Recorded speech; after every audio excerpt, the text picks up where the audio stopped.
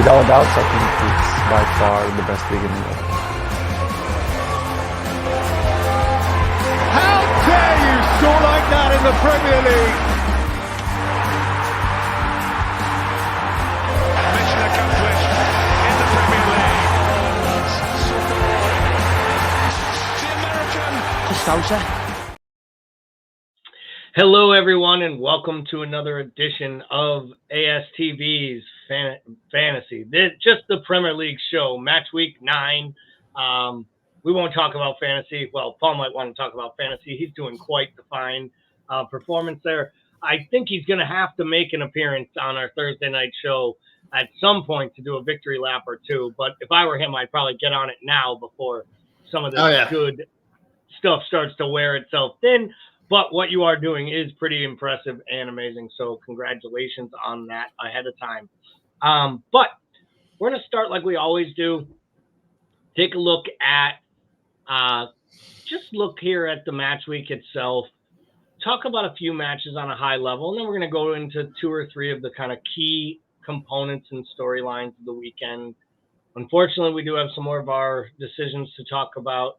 Again, I feel like they have to be on pace to be setting a record for red cards in the Premier League for the fact that we see what I feel like 3 to 5 red cards a weekend. And I don't know, Paul, maybe it's because it is impacting Liverpool so much, but it doesn't feel like there's been this many red cards consistently match after match, happening in prior years. I could be totally off put on that, but do you feel like there's more red cards per capita of what we're seeing this season?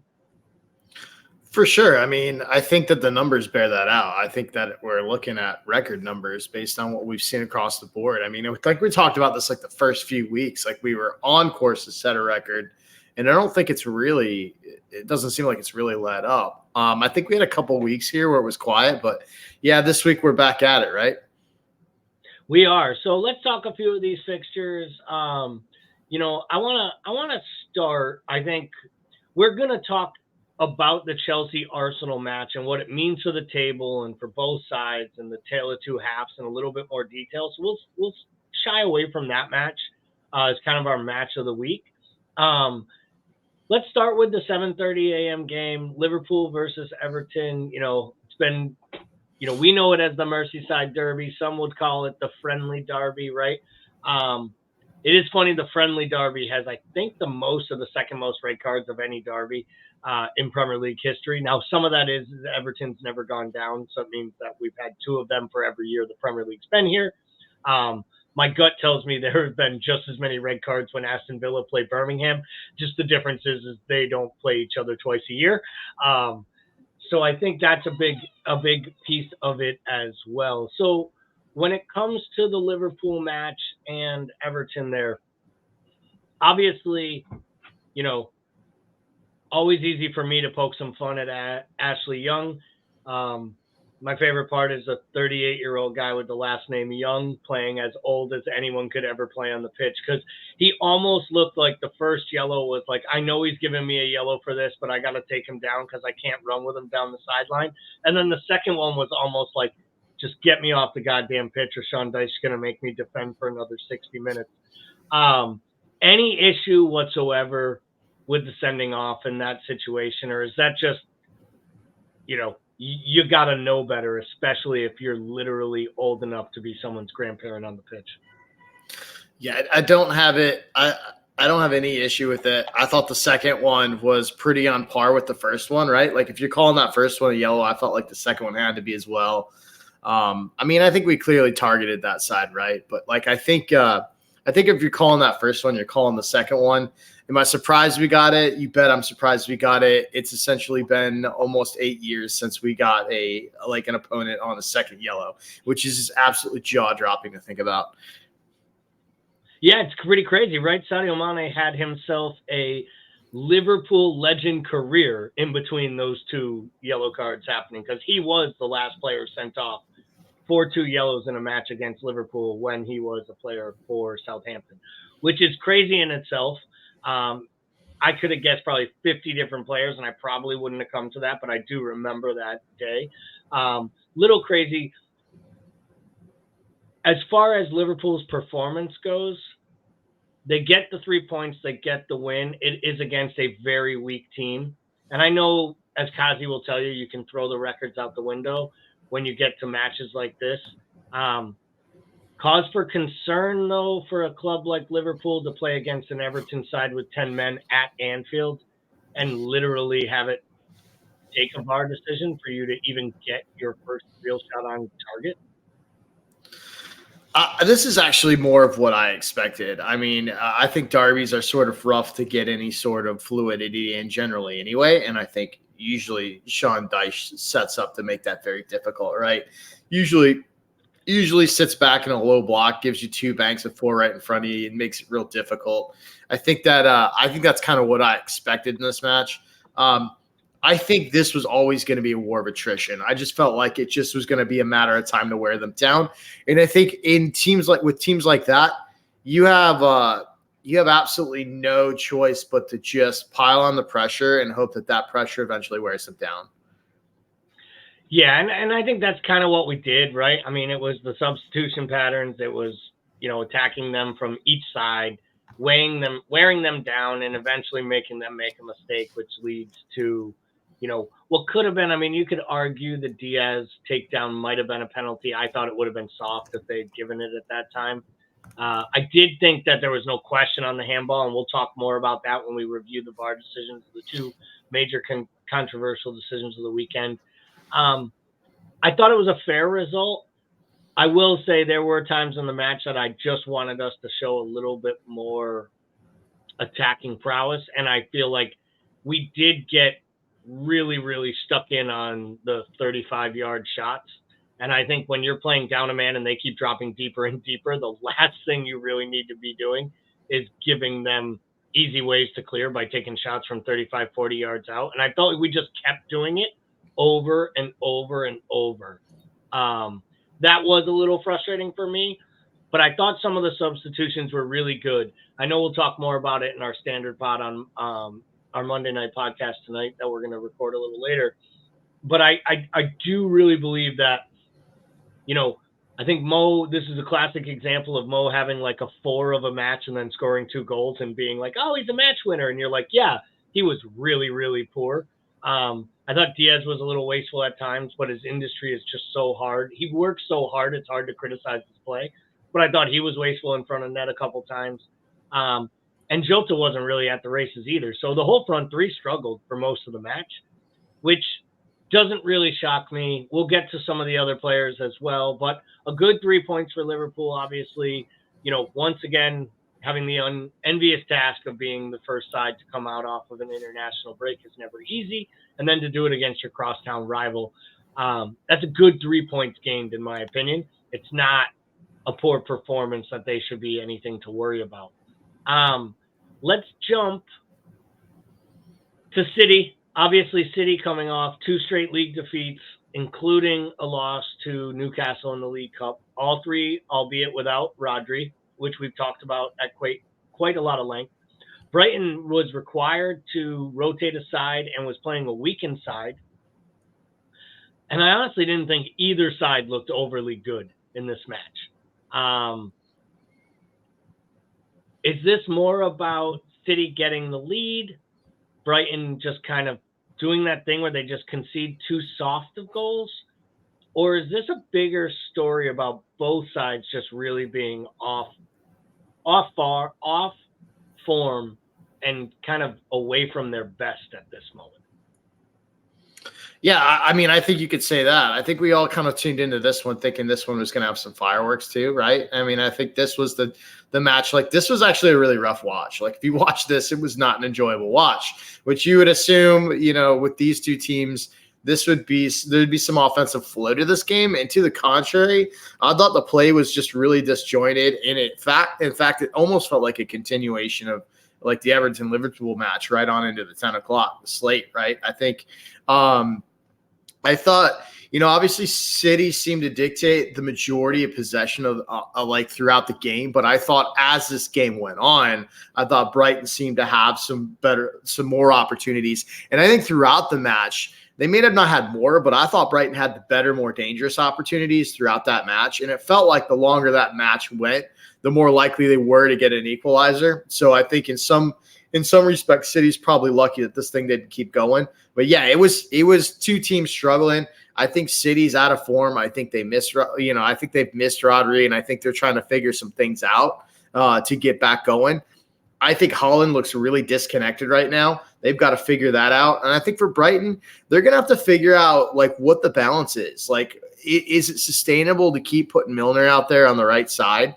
The Sonny March injury looked really bad. This is a team that's going to have some fatigue, and this is a team that's got a combination of young players that they're going to have to figure out. I still don't think they really know how to play João Pedro, which is going to be an issue. I mean, that's somebody that they should be sort of the talisman, and they're at their best when Matoma's creating. Any sort of dangerous stuff was through him again. And so I think this is two teams that have a lot of work in terms of just figuring out what they've got going on. Yeah, I think with City too, it's like they just don't seem to have a good beat on their best 11 when it comes to the defense. One day it's Ake, the next day it's Akanji, the next day it's Diaz. I still don't understand like how Diaz doesn't start these matches. I just don't get it. I mean, 2 years ago, he was the Premier League Player of the Year, signing of the season. It just doesn't make sense. He was literally their Virgil van Dijk when they signed him. Like, he's the guy that brought it all together and the defense worked. And 2 years later, he can't get on the pitch, so Nathan Ake and Akanji can start. I thought John Stones was bright when he played in midfield again, and I think that's a good role for him. And I think Pep knows how to get a lot out of John Stones, as we've talked about in the past. I still think they struggle with, now he's got Doku basically jumped Grealish, yet for 2.5 months, Grealish was the only reason Holland would get any service. And then you go away from it, Holland stopped scoring goals, and then you have this great, like, flashy playmaker in Doku. And the kid does look like a player. You can see it. Yeah. He has pace on pace. He is everything that they needed, honestly, to try to replace the Mahrez loss. But it'll be interesting to see what they do there. Still, it's Man City all day to me. I'm still the one, every time someone says, well, Spurs are this many points ahead, it's like, where are we in connection to City? As long as we're in touching distance to City, I still feel like you're in a shout for a title race until one of these other teams separates themselves from City, and then you got to worry about them. So if we look at the 6-pointer at the bottom of the table between Bournemouth and Wolves, 2 questions. One, could you imagine, and any day of the week, that Wolves-Bournemouth would probably be a better watch than City-Brighton? And if you say yes, you're a fucking liar.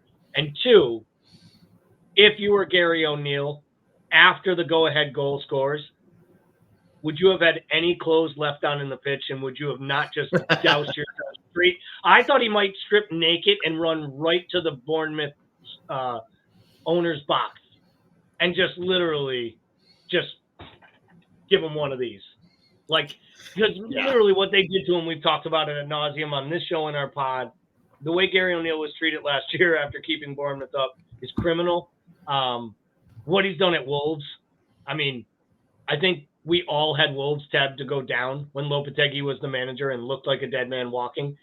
O'Neill came in and everyone went like, well, does he speak Portuguese? And how can this be a good signing? Like, literally, they hired an English manager, and all he's done is just completely solidify the back and start to find ways that they can create goals. Is Gary O'Neill an underrated manager? Or is it just this much fun to pick on Bournemouth? I don't know what the answer is. I think you've got to consider him underrated, considering the job he did at Bournemouth and then what he's done to a Wolves side that we thought were doomed for relegation. I just have this funny picture in my head of the awkward moment that Bournemouth had to figure out how to get him off the pitch when they're shutting the stadium lights off and he's sitting in a lawn chair having a beer in the middle of the pitch. Because that's what I would have been doing. Right, because that's what I would have been doing. I mean, but yeah, I mean, and at the end of the day, there's going to be a scrap at the bottom because the Premier League is there's such a gap between even the mid-table and the bottom teams, and there's going to be this scrap at the bottom of 5 or 6 teams. I just think when you're looking at this, this is just an absolute killer loss for Bournemouth because these are points that you got to have. And if you're going to lose games like this, you certainly can't lose it playing out of the back with a lead. Like it was just absolutely like it's got to feel like a death blow if you're a Cherries fan, because it was just ugly. So real quick, and then we're going to move on to kind of our top topics and then look at the table, next week's matches, etc. Is this manager, whose name I cannot pronounce, so I will not attempt, is this manager still employed at the next international break in 4 weeks? Or are Bournemouth literally looking at this saying, who can we bring in to try to save this thing? Like, all in all, their brand of football they're playing is very good on the eye, and there is some improvements. And if Lewis Cook doesn't lose his ever lip in mind and get sent off for, a headbutt, who knows how the game changes there. But do you believe this manager is still employed come the next international break? Or is Bournemouth doing what they do every year and working on manager 2 or 3 to see which one can catch lightning in a bottle and try to keep them up with a month to go?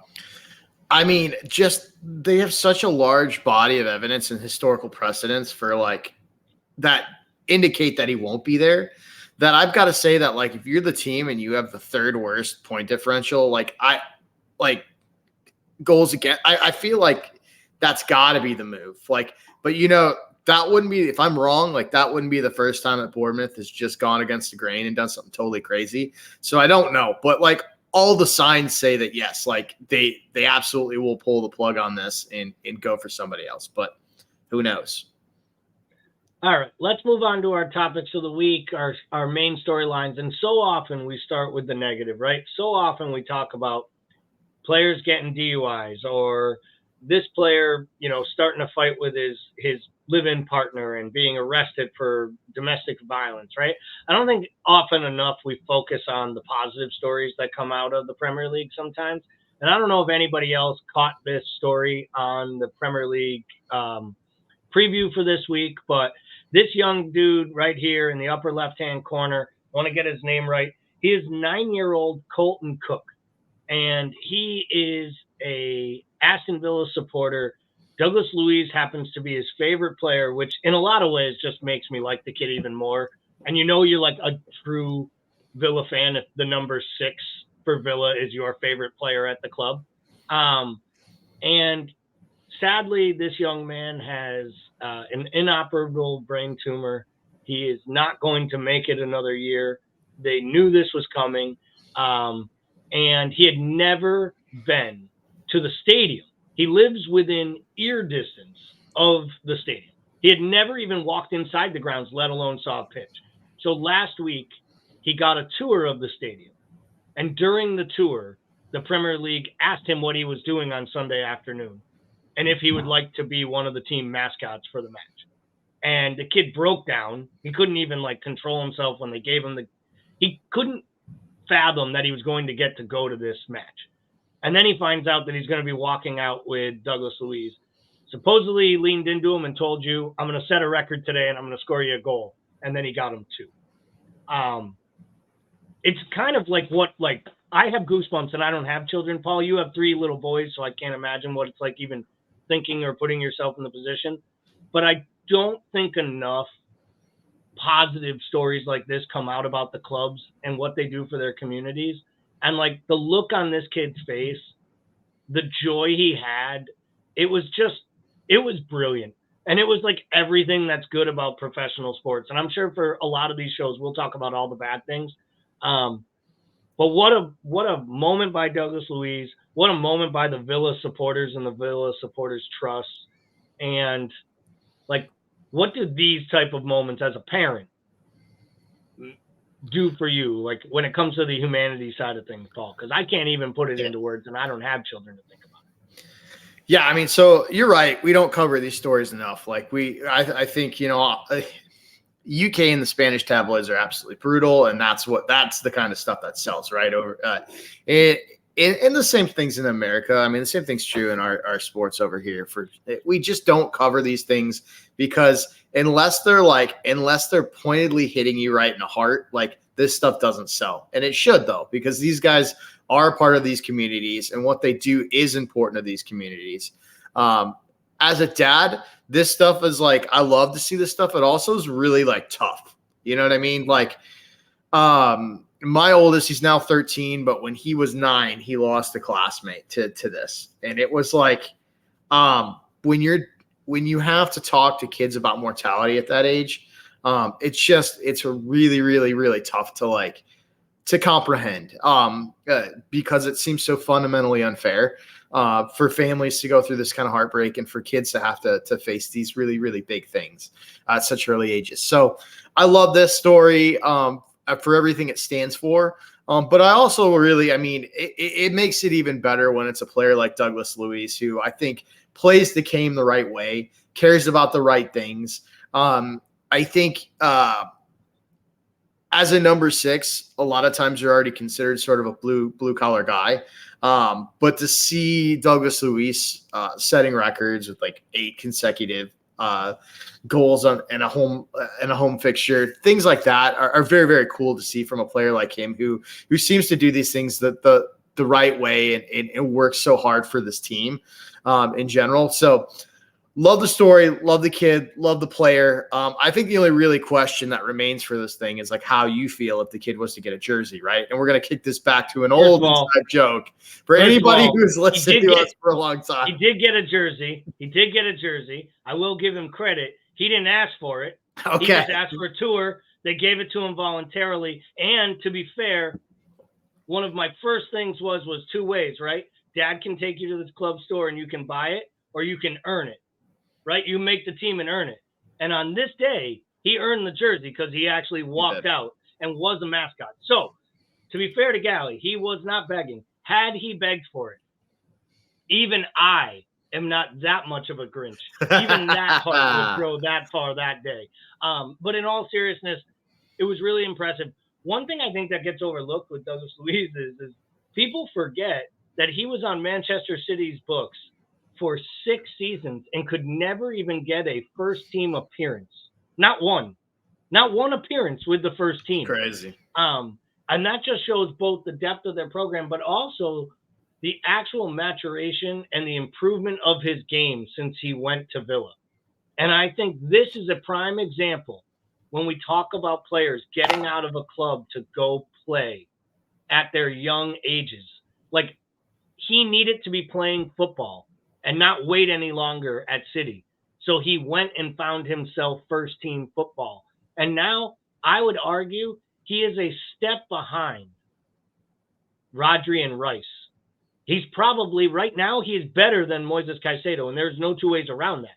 Since the move from Brighton, his form is better. And honestly, if you even look back to half of last season, he's right there. He is proving himself to be a European level quality defensive midfielder.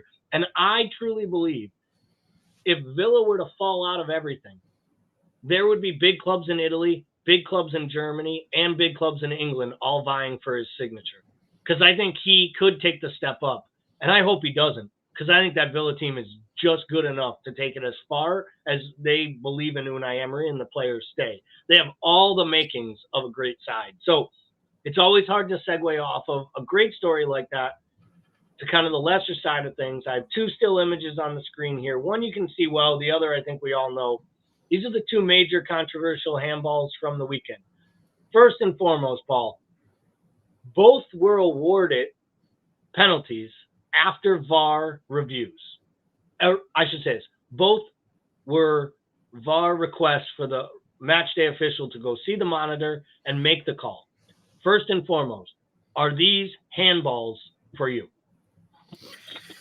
I think the Arsenal one, you could probably have a little more of a conversation about. The Liverpool one, and I promise you, I'm not just saying this because I'm a Liverpool fan, but if you're going by the rule and the this new rule that they defined quite clearly last year, like that is by the definition of handball. Like the arm is out in an unnatural position.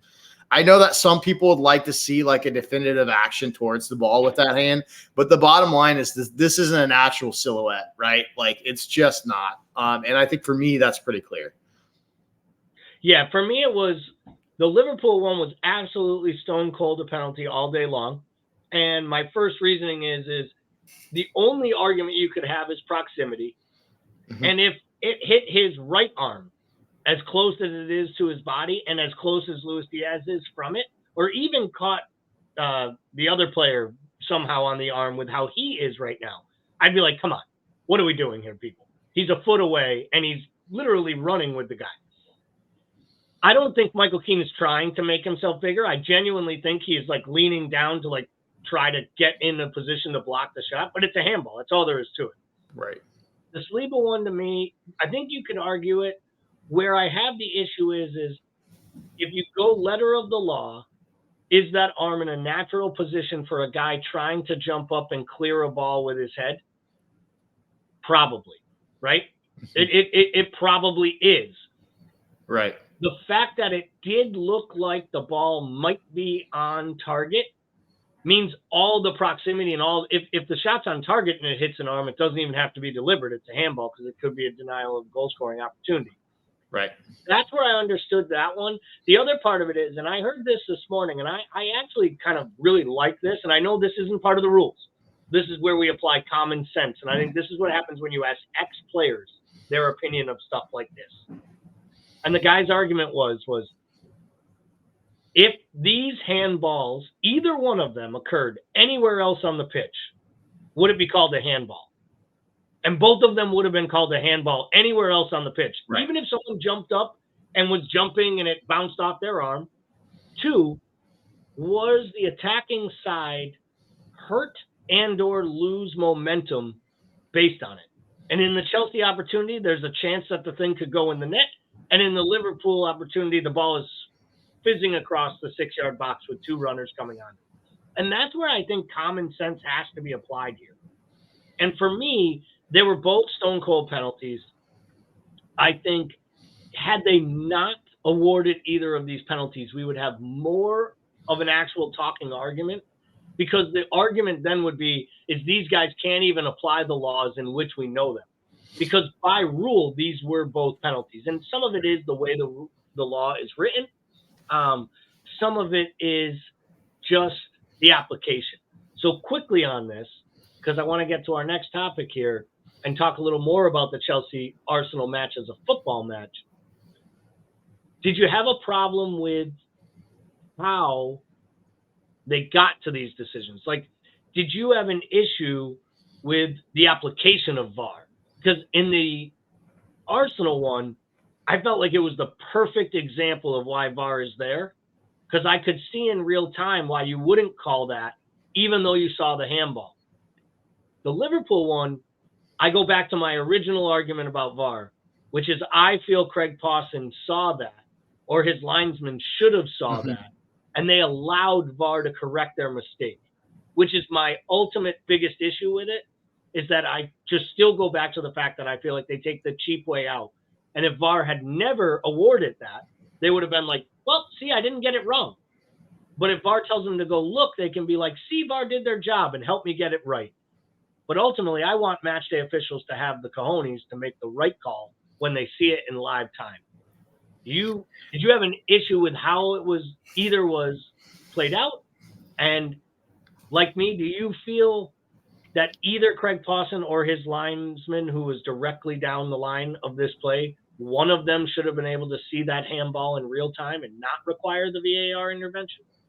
Oh, yeah, absolutely. And I think they both did see it. And I think that's the major problem, right? I think when these big decisions in games start to feel like a game of hot potato, that's when I get nervous, right? Because it's like, all right, who wants to have the burden or responsibility of actually making the call, right?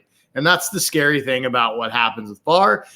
My biggest fear is we get down the rabbit hole of trying to define everything for the supporters, right? Like the more we move away from common sense and subjectivity in a game and try to make this more objective, what happens is now we're trying to define things. And but we're not far away from getting this IKEA pamphlet of like, what does natural positioning look like when you're going up for a header? What does it look like when you're going for a block? You know what I mean? And you just flip through and you see these little like stick figures. Like I could see that happening. And it's just like, yeah, you're right though. Like this comes back down to like, can we apply common sense back into the game, right? Can we apply this? Can we get referees that are okay with like going ahead and making big time calls? Because really, the entire idea of VAR was not for like these referees to have this go to the booth for the booth to make the decision. It was for them to make these decisions with the knowledge and know that like the technology behind them will back them and correct it if it's wrong, right? And somehow we got it backwards. Like somehow a lot of these referees and mentality got it flipped backwards. And that's when I think there's room for like serious error, which we've seen, and really room for this game to change in a negative way. And I think we've seen that as well. So hopefully more common sense, more referees with the cojones to sit there and make these big decisions and stick with them and let VAR do what VAR's supposed to do. So let's touch a little bit, on what was, I think, on paper and probably played out that way as well, kind of the match of the week with regards to, two of England's biggest sides, whether they're still their top sides or not, but two of their biggest clubs in Chelsea and Arsenal. Obviously, a London derby, played at Stamford Bridge. Arsenal had gone a long, long time for a period without beating Chelsea, had now kind of turned the worm there a bit, and had really kind of taken them to the woodshed for quite a bit over the last 7 or 8 overall matchups. For me personally, this was a weird one because I watched most of this match and I thought Chelsea looked as good as they've looked under Pochettino this entire time. I thought he got it right. I thought Palmer looked really good in the false nine.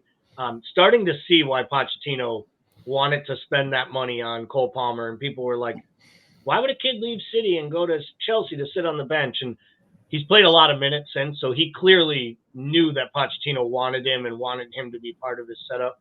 I can understand that part. I thought Enzo Fernandez at times looked really, really good in this match and is starting to kind of show what he can do in that Chelsea side that made people believe he was worth as much money as he was. I'm still not sure he's worth an English record fee at any point, but I don't know if any of these players are actually worth what their transfer fees go for nowadays, especially the foreign ones. But once again, they take a 2-goal lead and somehow find a way to give it away. Is this more about the point Arsenal found a way to steal? Or is it more about the 2 points that Chelsea couldn't hold on to at home? If we're looking for the actual storyline that has more legs as the season pans out. I think when the madness of this match settled down and you looked at it in its totality, for me, this was a story about Chelsea. And to me, this is what, as a Liverpool supporter, I was a little bit fearful of, because I think, to me, if you take the scoreline out of this game, right, if you take the scoreline and rip it out of it and look at actually what happened throughout the match, then you really you look at it in context. I think this is a Chelsea team that, regardless of whether they got 3 points in this match, is building on each match. And they're looking more cohesive, and they're looking like they have an identity. And I think Poch is making big moves in the side and playing players based on merit and what he wants to do from a tactical standpoint, not worried about price tag and feelings. And I think we haven't seen that in a Chelsea side in some time. He's essentially sorting the pieces, finding out what he wants, and building an identity. And you can watch it happen. So not a big fan of that. But if you look at the run of things, like before this, they're building. They beat Brighton. They beat Fulham. They smashed Burnley. They roll into this match. They put 2 in. And I think this sort of draw, this sort of the last minute, Arsenal coming back and sort of just the brain fart that you saw Chelsea have towards the end of this match reminds me a little bit of Liverpool, and Liverpool was starting to put it together, right? Like we were building, we just didn't have the consistency to always close out against the top teams. And I felt like we as a side collectively collapsed and didn't sort of finish some of these matches that we should have. That's what that felt like to me. This felt like a Chelsea team that is going to arrive and is not there yet and is still putting the pieces together. Credit to Arsenal for sticking there and being clinical when they needed to. But for me, the storyline is that this is a Chelsea team that, if you look, has really come an awfully long ways in 6 or 7 weeks. Yeah, I'd agree with you. I think they have come a long way, and I think it showed me 2 things. One, Pochettino's message is resonating with the guys in the dressing room. 2, with all of this, they're getting healthier and getting guys like Reece James and other talented players back. They're going to get better, in my opinion, as time goes on. And I also think that there is something here that kind of makes you realize that I know some people were like, oh, Pochettino will be fired by November. I feel like they're actually committed to this manager because he looks like a manager who knows his job's not on the line, which is why he's not chopping and changing this lineup every 2 weeks. And he's continuing to play Conor Gallagher because he's like, oh, he's one of my 3 best midfielders when it comes to playing with Caicedo and Enzo Fernandez.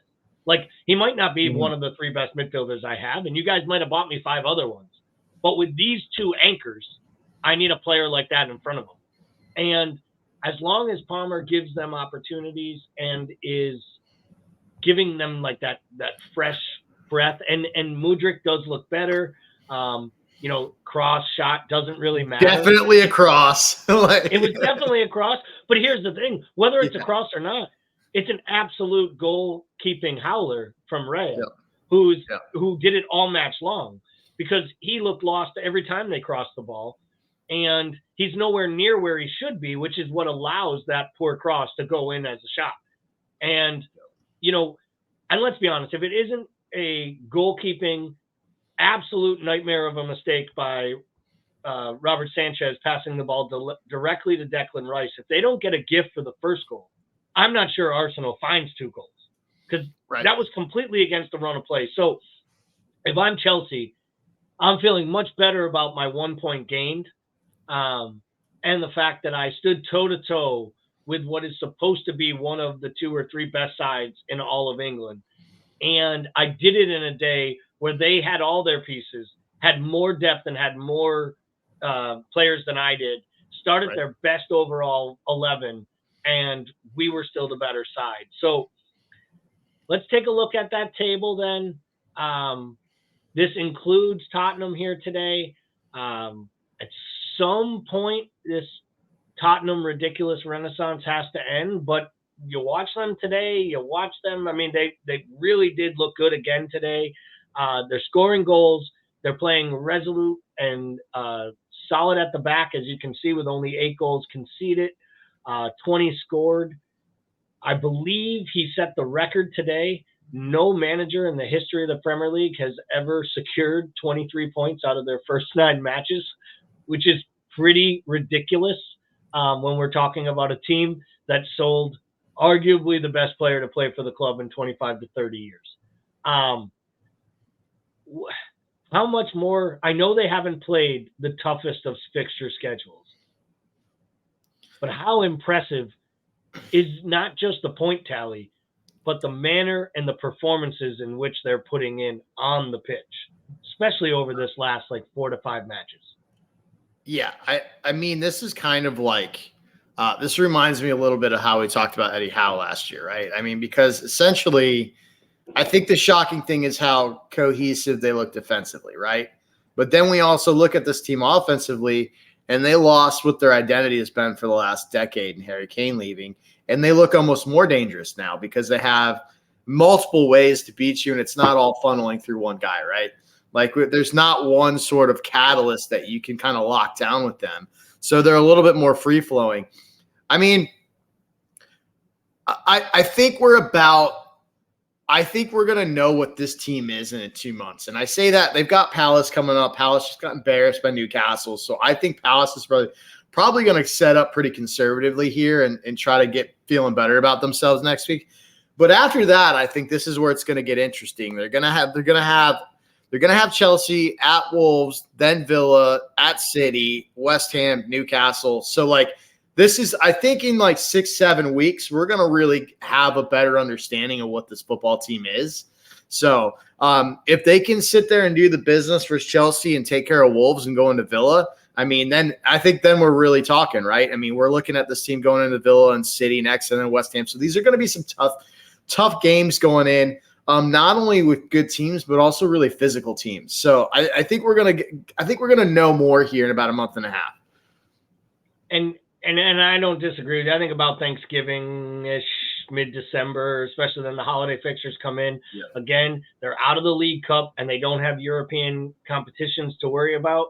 So they genuinely don't have an extra fixture outside of their one match a week until January when the FA Cup comes back, which is pretty crazy to think about, especially when you get into the fixture congestions and the fact that they don't have a huge squad. And I think that feeds into them and helps them a little bit. I do want to see what happens when they lose a match or when they put in a really bad performance. You know, everyone remembers the 2 goals against Sheffield United. Everyone forgets that they were supposed to lose a match at home to Sheffield United. Like, that's so. Would this look a lot different with 20 points and under Liverpool in the standings? And yes, it would. And then you add in that loss was to a team at the bottom of the table. So I think that will be really interesting. You know, Luton was right there. It took a 1-0 win against Luton with them. So I think there's question marks for sure, especially the fact they have to play Newcastle, Villa. They still have City.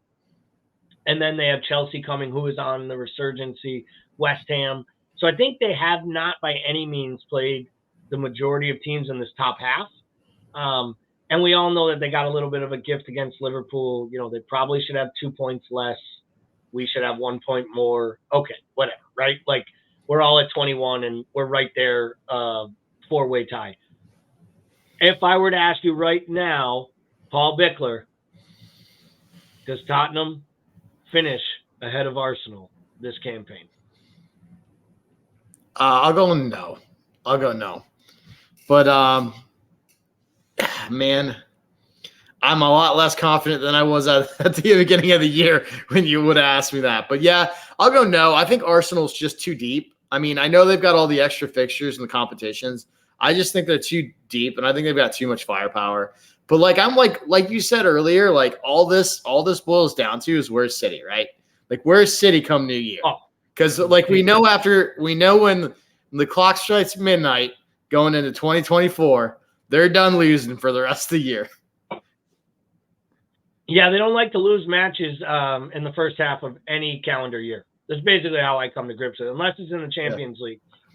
And even that last year, they didn't find a way to do. So I think the top half of this table makes sense. We've touched on Villa and and how impressive they've been. People are sleeping on how good Newcastle is with 4 wins and a draw in their last 5. And I'm pretty sure it's 4 of their last 5 are clean sheets as well, which was their hallmark last year. And they're outscoring, as you can see by this graphic, everyone in the Premier League. So now Eddie Howe has figured out how to get that band of merry men to basically be the best attacking side in the Premier League while also conceding less goals than anyone actually thought that they would. So I really think that Newcastle, to your point earlier, I think they're on a big ascendancy.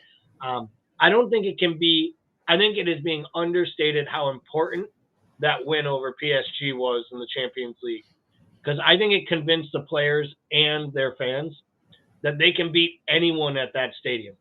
Like, in the right moment, they feel like at St. James's Park, they can beat anyone in the world because, well, I mean, they beat Mbappe.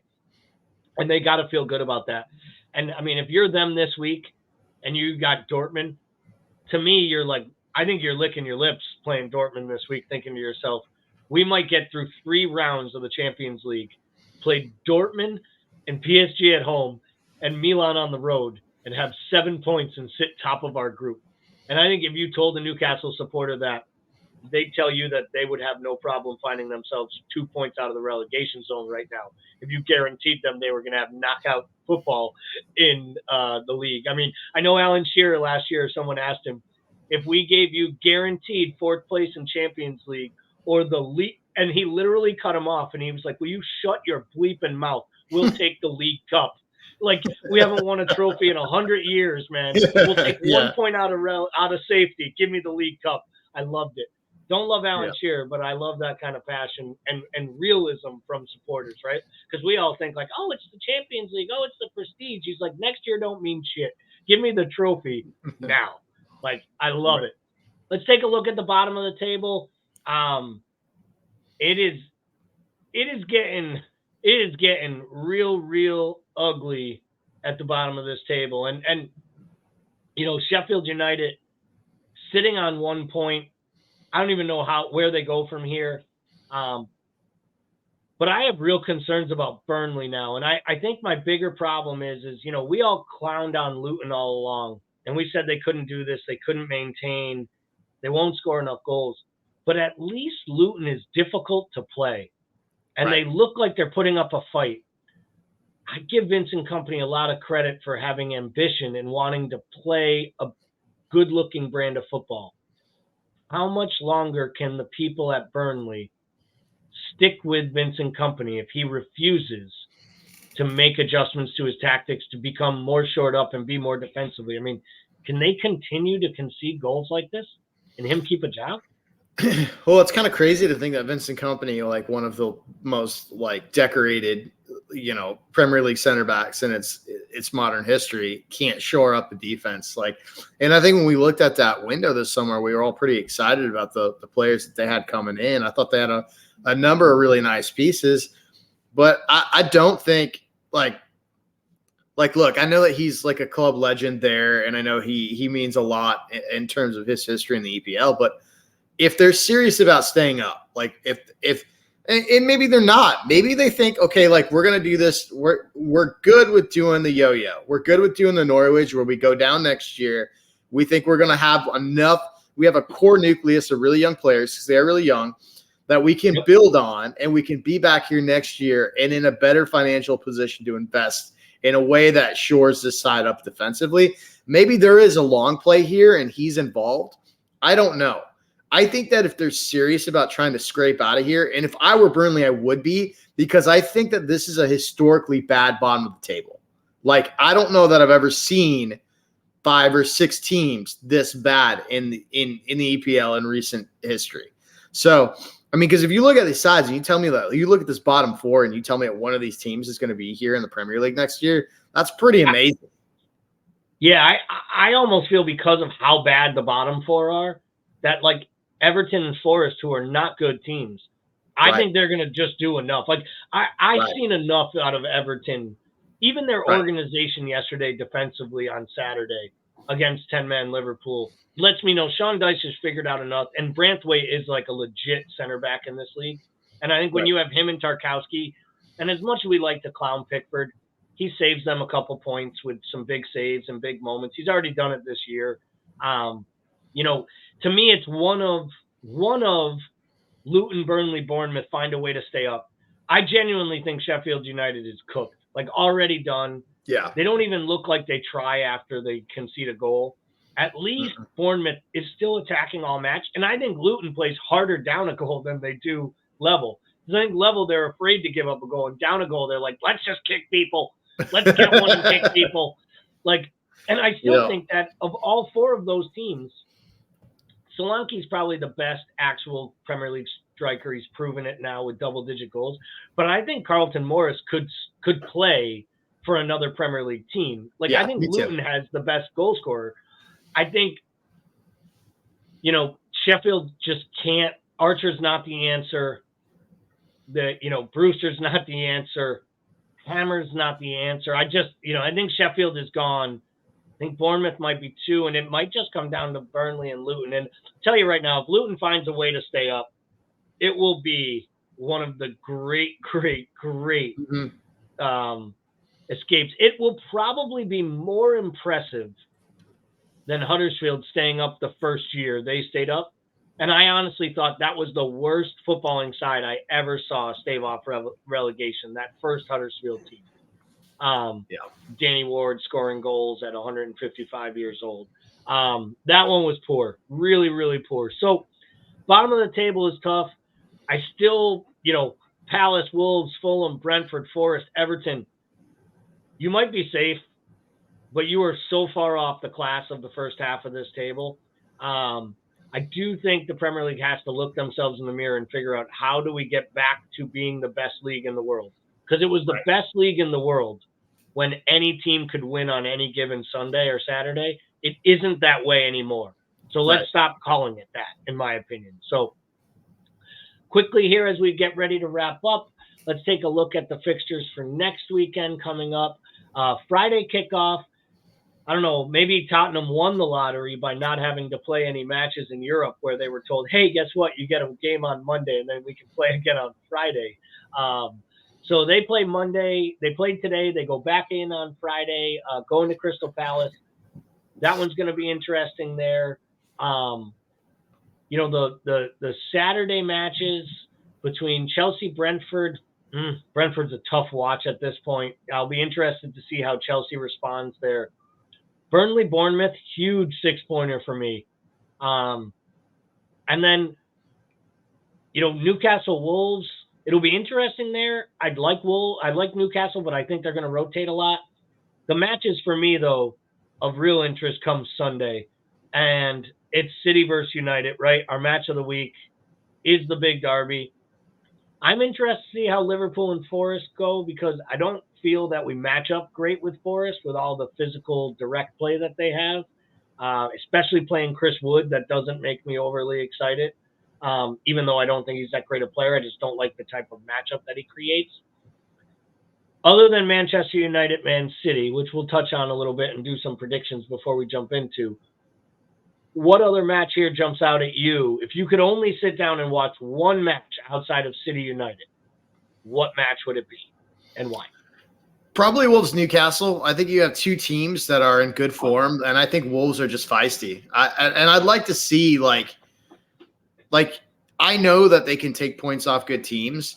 They've just got to find consistency. I want to see what they can do against this Newcastle side, right? Because I think it could go one of two ways. I think this thing could go down 2-1, 1-1, something like that, and Wolves are in it and make this thing difficult, make it interesting. I could also see them go down big early and just never have enough to get there. Like I could see them go down real quick and then struggle to get back into the game and be their typical like kind of nuisance where they just consistently threaten through Neto and Cunha. So I think that would probably be the one for me. What is your overall underlying thought, and what do you expect the final scoreline of the Manchester Derby to look like on Sunday? Man, I think it's going to probably be – I'll go 2-0 in City. I don't think – like, United is getting this done with players they don't want there. Like, do you know what I mean? And I think there's still a little bit of the big brother thing going on where, like, City, when given an opportunity, will take United by the scruff of the neck and just rub their nose in it. And I think at the end of the day, this is still – I think they're up for it. I think they understand the importance of this match for the City. And even though they've won for so long and United's in the situation they are, I still think they get up for this. I just don't think they're in the form to just straight throttle United like they normally do. But I still think it'll be comfortable. My one concern is you know, Rafael Varane is healthy and he couldn't beat out Johnny Evans and Maguire to the starting lineup this weekend. And if they start those guys, if they have to start those guys or Lindelof against Holland, it's just, I mean, I can just imagine Holland being like, you're going to put that Swede out here? And like just laughing himself all the way to the bank.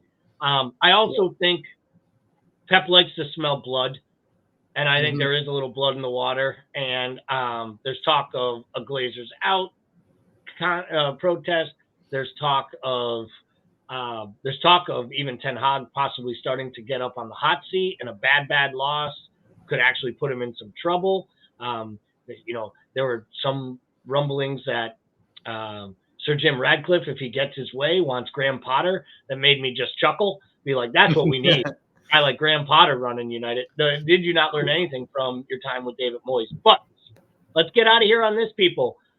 Please, if you haven't already, go subscribe to the YouTube channel. Give it a like, leave us a comment, share this with a friend. Let them know about our show. We air it every single week and with all the other content.